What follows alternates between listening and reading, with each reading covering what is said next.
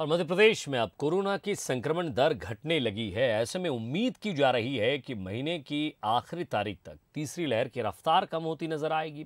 स्वास्थ्य मंत्री प्रभुराम चौधरी का कहना है कि जो भी ट्रेंड अभी कोरोना संक्रमण का चल रहा है, उस आधार पर ये मान सकते हैं कि तीसरी लहर का असर कम हो रहा है। और इसी को लेकर स्वास्थ्य मंत्री प्रभुराम चौधरी से खास बातचीत की हमारे संवाददाता सूरज शर्मा ने। मध्य प्रदेश में तीसरी लहर का दौर जारी है और जिस तरीके से संक्रमण बढ़ रहा है, पॉजिटिविटी रेट है, क्या तरीके की सरकार की व्यवस्था है, उसको लेकर हम बात करेंगे स्वास्थ्य मंत्री प्रभुराम चौधरी से। सर, मध्य प्रदेश में कोरोना की स्थिति क्या है? क्या माने कि तीसरी लहर का जो पीक था वो चल रहा है या समापन की ओर है?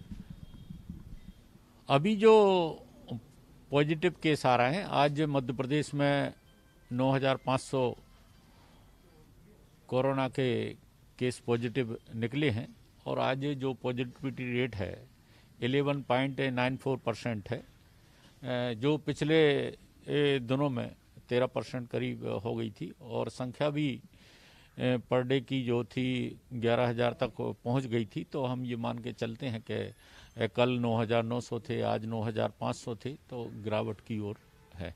तीसरा वेरिएंट माना जा रहा है कि बहुत ज़्यादा सीवियर नहीं है। जो लोग इन्फेक्टेड हो रहे हैं वो घर में ठीक हो रहे हैं, होम आइसोलेशन में ठीक हो रहे हैं, अस्पताल तक नहीं पहुंच पा रहे हैं। तो क्या मान रहे हैं कि वैक्सीनेशन एक सबसे बड़ा सुरक्षा कवच रहा कि जो लोग बीमार हो रहे हैं लेकिन वो गंभीर स्थिति उनकी नहीं हो पा रही? निश्चित रूप से जो वैक्सीन लगी है उससे जो अभी केस पॉजिटिव आ रहे हैं उनमें साइन सिम्टम माइल्ड हैं और ज़्यादातर लोग होम आइसोलेशन में हैं।